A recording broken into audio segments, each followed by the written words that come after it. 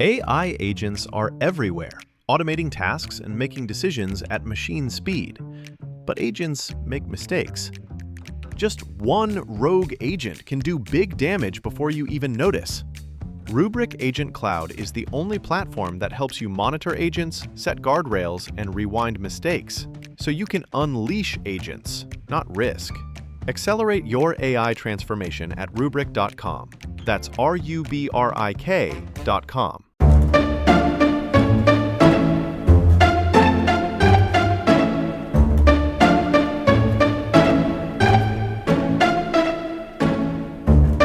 While we get ready for season 22 of 5-Minute Biographies, join us for a 10-part special.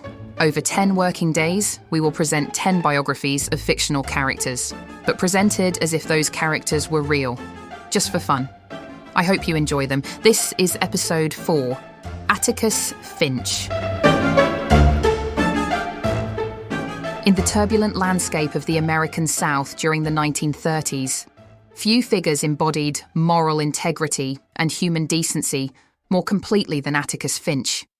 A lawyer, father, and reluctant hero, Finch stood against the prejudice and injustice of his time with the calm conviction that truth and fairness were worth defending, even when the cost was high. His life became a touchstone for ethical courage, proof that dignity could survive even amid society's worst failures. Atticus Finch was born in the closing years of the 19th century in the small town of Finch's Landing, Alabama. The Finch family traced its roots back to English settlers who had arrived generations earlier, establishing themselves as part of the old agrarian order of the Deep South. While his ancestors were planters and landowners, Atticus chose a different path, one that would set him apart from the tradition-bound expectations of his heritage. He attended the State University, where he studied law at a time when the South was still struggling to rebuild its identity after the Civil War and Reconstruction. Unlike many of his contemporaries, Finch believed the law should serve as a shield for the vulnerable, not a weapon for the powerful. He returned to his hometown of Macomb to open a small legal practice, determined to uphold justice in a society still divided by class, race, and memory. Macomb, Alabama, was the kind of town that seemed preserved in amber, sleepy, sun-drenched, and bound by old habits. The Great Depression had stripped away what little prosperity the community had enjoyed, leaving its people poor but proud, and its divisions more visible than ever. It was here that Atticus Finch built both his career and his quiet reputation for fairness.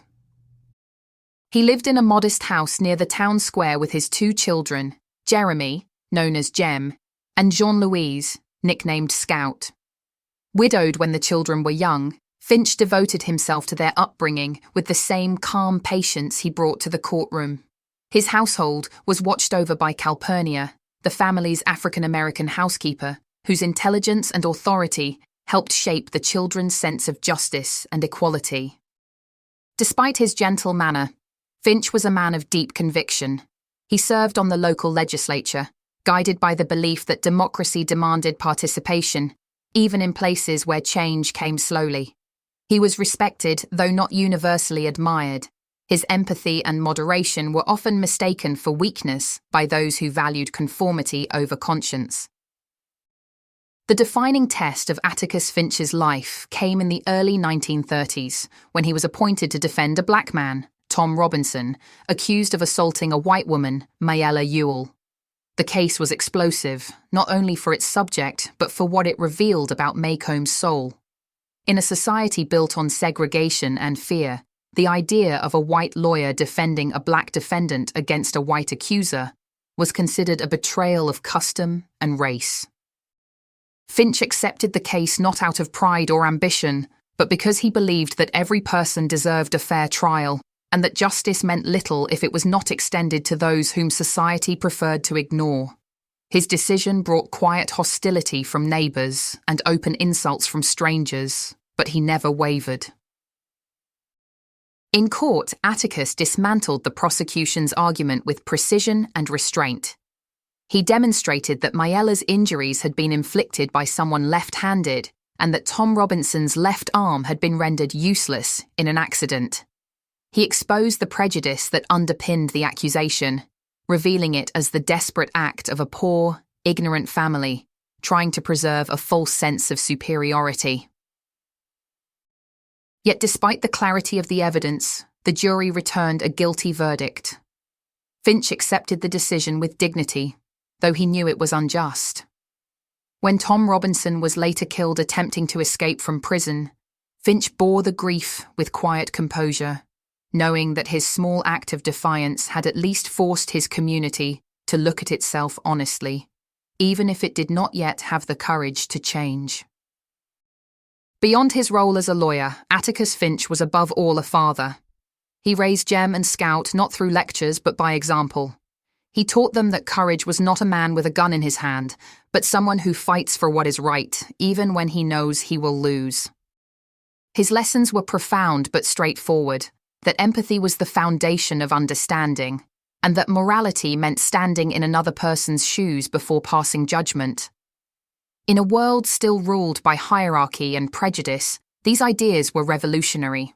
Through his quiet words and steady integrity, he became not only a model of parenthood, but a symbol of conscience itself. Neighbours often mistook his calm for passivity, but those who knew him best understood that Atticus possessed a steel of character that could not be bent. His restraint came not from weakness but from principle. He believed that anger clouded reason, and that progress, however slow, was built on dialogue rather than hatred. In the years following the Robinson trial, Finch continued his legal work, often taking on unpopular cases that others refused. Though he never sought higher office, he became a moral authority in the county, a man whose opinion was sought even by those who disagreed with him. He opposed lynching and voter suppression, arguing that the law's legitimacy depended on its fairness. He also supported education as a means to break the cycle of poverty and ignorance that sustained prejudice. In later years, he served as an advisor on state committees focused on legal reform, pressing quietly for change in an era when loud voices were often silenced by violence. His law office remained modest, lined with books and papers rather than wealth. He refused to profit from injustice or accept cases that conflicted with his conscience. "The one thing that doesn't abide by majority rule," he once said, "is a person's conscience." It was a sentiment that defined him as much as any verdict ever could. By the time of his death in the late 1950s, Atticus Finch had become more than a small-town lawyer. He was a moral compass for a generation. His life inspired young lawyers, civil rights advocates, and ordinary citizens who saw in him a reminder that justice required courage, patience, and humanity. Historians later came to see Finch as a bridge between the Old South and the modern era, a man who upheld the rule of law even when it exposed the flaws of the society he loved. His approach was evolutionary, not revolutionary. He sought to change hearts as well as laws. Critics argued that his faith in the system was naive, yet few could deny that his quiet example helped lay the moral groundwork for the civil rights movement that followed. In education, Finch became a staple of American classrooms, studied as a symbol of ethical integrity and moral reasoning. For generations of students, his story served as both a historical lesson and a moral challenge, to see the world as it is, but strive for what it ought to be. Atticus Finch's enduring appeal lies in his humanity. He was not perfect. His restraint sometimes frustrated those who wanted faster justice. His optimism sometimes seemed misplaced. Yet his imperfections made him real, a man navigating moral complexity without losing his centre. He understood that law and morality were not always aligned, and that change was a slow and often painful process. But he also believed that progress, however incremental, began with individuals who refused to compromise their conscience. In his quiet defiance, Finch captured something universal: the struggle to do good in a flawed world. Atticus Finch's life remains a testament to the idea that decency can be a form of rebellion. He lived by principle rather than popularity, guided by a belief that justice was not an abstract concept, but a daily practice. In the courtroom, he spoke for the voiceless. At home, he taught his children to think for themselves. In his community, he stood firm when it would have been easier to bend.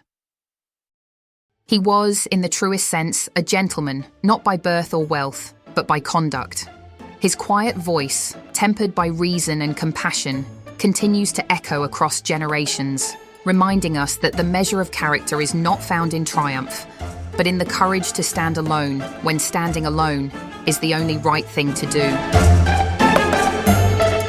Thanks for listening to the 5-Minute Biographies podcast from 5minutebiographies.com. If you enjoyed the show, please leave us a review wherever you get your podcasts, or if you would like to support us more directly, why not consider buying us a coffee? Head on over to 5minutebiographies.com/coffee to see how. Also, why not check out our other 5-minute podcasts, which you can find at 5minuteproductions.com. Thanks for listening, and I'll see you next time.